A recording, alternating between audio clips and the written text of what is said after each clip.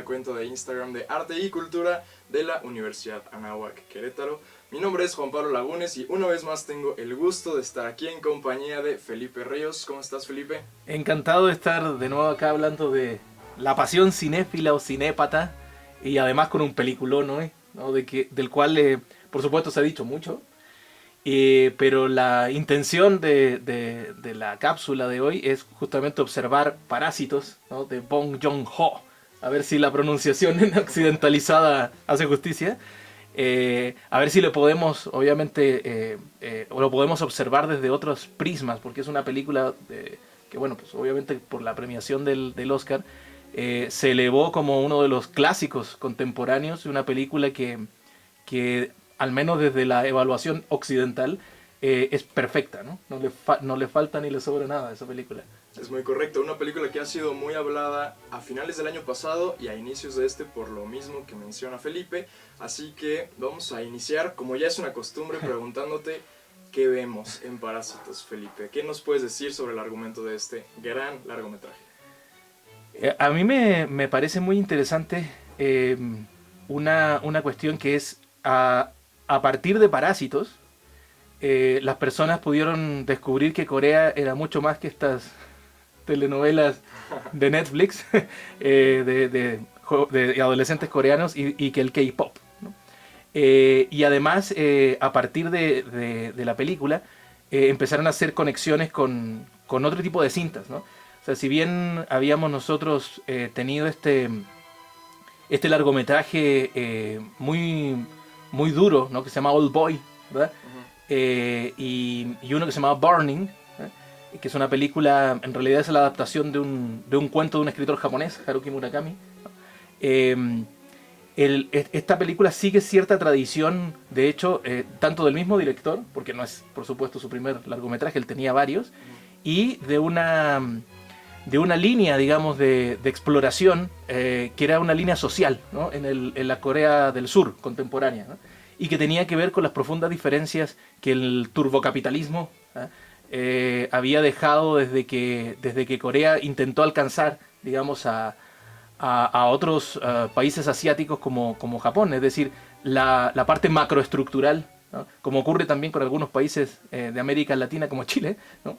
La parte macroestructural, por supuesto, que da el beneficio de pantalla, de fachada a un grupo social, nada más, pero hay un enorme grupo social que no se ve para nada beneficiado, al contrario, ¿no? Entonces, en términos generales, meternos en la Corea profunda, el contraste de riqueza y de acaudalamiento entre la familia Park, que es la familia de este arquitecto exitoso, ¿no? Que vive de hecho en una colina, ¿no? Tiene una casa enorme en una colina, y la familia Kim, que vive en un subsuelo, ¿no? Ya nos plantea desde el punto de vista infraestructural, ¿no? La diferencia de clase. Entonces, podríamos decir que la premisa es esa, ¿no? El encuentro entre dos familias que no podrían haberse conectado si no hubiera sido por un aspecto que es el de la educación.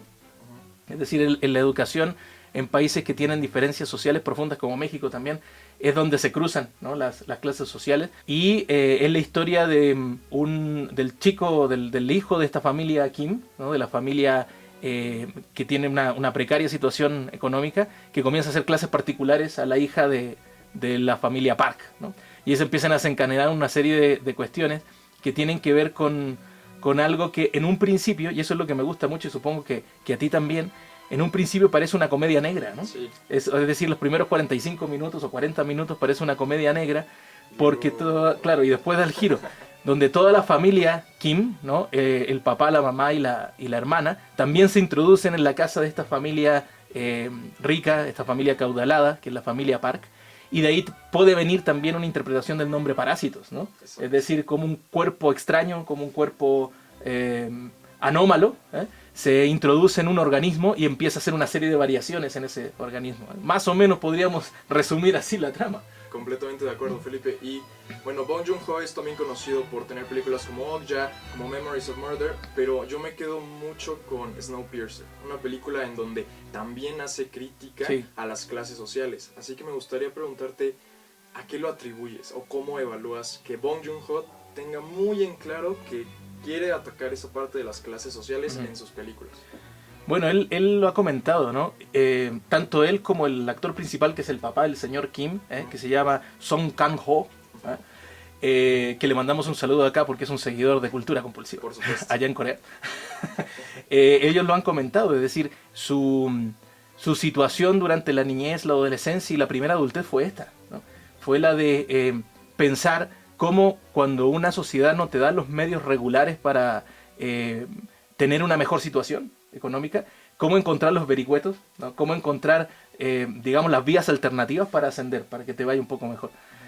Entonces, de hecho, el mismo director contaba que él en su juventud, en su primera juventud, se empleó como profesor particular en una familia pues, acomodada como la de la película, y ahí sintió siempre que aunque recibía una remuneración y la familia lo acogía bastante bien, ¿no? De hecho, siempre se sintió ajeno, ¿no? A ese mundo, o bien algo, ya fuera en el entorno o en sí mismo, lo hacía sentir fuera, digamos, a punto de ser expulsado, ¿no? de ese mundo. Entonces creo que estamos ante un director que como González Iñárritu, por ejemplo, ¿no? O como, si nos vamos más atrás, pues estos directores de la Nouvelle Vague, de la nueva ola francesa, imponen un universo propio, un mundo interno que ha sido como labrado con sus propias experiencias, ¿no? Entonces, por ahí creo que va el asunto, al punto de que él mismo decía, cada gesto, ya sea de una clase social o de otra, cada gesto es político, ¿no? Yo sé que esto se ha comentado en otros momentos, pero es ineludible, ¿no? El asunto de los olores. Es decir, la idea de que en las clases acomodadas, la idea de que en ciertas esferas ya tienen que ser inodoras, es decir, no puede oler, cuando en realidad el ser humano huele, tiene un olor particular, ¿no? Los alimentos cuando se cuecen huelen, ¿no? Y eso se trata de eliminar en esa clase. Cuando en la clase, digámoslo así, popular, los olores es como el pan de cada día, es como la identidad, ¿no? Entonces, a partir de la arquitectura, que ya hemos comentado, ¿no? A partir de los olores, que obviamente se declaran, no es posible verlos como espectadores, pero se declaran por parte de los personajes, las vestimentas, ¿no? Todo eso son gestos políticos e identitarios, ¿no? De una clase social u otra. Claro. Y bueno, comentábamos que esta película ha cosechado muchos éxitos desde su estreno en el Festival de Cannes a mediados del año pasado, 2019. Sí. Pero este año fue más sonado porque por primera vez en la historia una película de habla no inglesa ganó el Oscar a la mejor película, además de a la mejor película internacional, y también el director Bong Joon-ho se llevó su propio Oscar tanto por el guión como por la dirección. Así que quería preguntarte, Felipe, ¿qué significa este impacto que está teniendo Parásitos o que ha tenido Parásitos para el resto del cine coreano? Bueno, sin duda es una coronación, una especie de saludo a la bandera coreana, como hace todo practicante de taekwondo cuando va a iniciar la práctica, ¿no? Es decir, el saludo a la bandera coreana. Yo creo que no es aislado. Como tú mismo comentabas, tanto las películas de Bong Joon-ho, las anteriores, como Oldboy, ¿no? Y otras, ya venían empujando, digamos, todo un circuito con una identidad muy propia, y además con ciertas actuaciones que a nosotros a lo mejor todavía se nos hacen anómalas, ¿no? Por ejemplo, la lucha que tiene la familia Kim con la antigua ama de casa, ¿no? Y el esposo del ama de llaves, perdón, sí. y el esposo del ama de llaves, a lo mejor nos puede resultar a nosotros hiperbolizada, demasiado dramatizada, pero es la manera de actuar, ¿no? que han tenido ellos. Entonces, han ido, digamos, también educando, ¿no? un público fuera de Corea, ¿eh? para que pueda apreciar esas películas. Lo otro también es que por mucho tiempo el cine japonés, por ejemplo, sobre todo el cine japonés, que era el más hermético, se ha abierto a incorporar ciertos códigos o nociones culturales occidentales, ¿no? Por ejemplo, en la escena en la cual hay un borracho que todos los días se hace, ¿no? al lado del sótano, en esa escena, ¿no? Y en la escena de la pelea en la sala de los Park, entre las dos familias, digamos, que quieren mantenerse en la infraestructura, en el suelo, si ves, él incorpora como si fuera una sinfonía, ¿no? Incluso con distintos movimientos, con los propios 5 movimientos, ¿eh? Y entonces todo a cámara lenta, ¿verdad? Con música que obviamente tributa, digamos, a la música docta occidental, y que está compuesta para que sea un cine no solamente de escenas y de conflictos, sino un cine como si fuera una sinfonía, ¿no? Muy bien, Felipe, ya para ir inclinándonos hacia el final de esta cultura compulsiva, hemos estado hablando sobre lo bien hecha que es Parásitos, ¿no? Es una gran película con un gran trabajo de dirección, de escritura, con un gran trabajo de producción también, una edición parece que cuidadísima, está hecha. sí, claro. Exacto. Así que quería preguntarte, Felipe, que hemos estado hablando de los premios, de los éxitos que ha cosechado esto, pero no podemos dejar de lado cómo se menosprecia, por así decirlo, la victoria de Parásitos, porque se menciona que el Oscar está inclinándose un poco más hacia lo inclusivo. Así que quería preguntarte si tú crees que a esta película sí se le reconoce como el pedazo de película tan grande y tan buena que es, o si es como un premio de ya estamos volviéndonos más internacionales, más mente abierta. Ya quédense satisfechos con eso. ¿Tú cómo lo evalúas, Felipe? Bueno, creo que el premio Oscar desde sus inicios está, igual que el premio Nobel de literatura, ¿no? Está cruzado por cuestiones que son extra artísticas, ¿no? Sin duda, en la administración Trump, Hollywood ha tenido un posicionamiento bastante crítico. Pensemos en Moonlight, por ejemplo, ¿no? El premio a Moonlight. 2017. Ajá, en La Noche Mexicana, que le dieron un tiempo al aire que fue muchísimo mayor, ¿no? Cuando obviamente desde la cúpula de la Casa Blanca había, ¿no?, toda una política de exclusión y una política abiertamente racista. Y en este caso creo que Hollywood vuelve a plantear, ¿no?, el hecho de que dos cosas, creo, ¿no? Y de forma mucho más marcada en términos estéticos en esta premiación. Una es sí, hay que ser más inclusivos, sí, pero hay una razón política, ¿no?, para ser más inclusivos, es decir, todo este entorno antirrepublicano, digamos, o anti-Trump más bien. Y el hecho de también dar una lección a cineastas que parecen agotados, ¿no?, en sus adaptaciones o en la propia creación original, digamos, de guiones.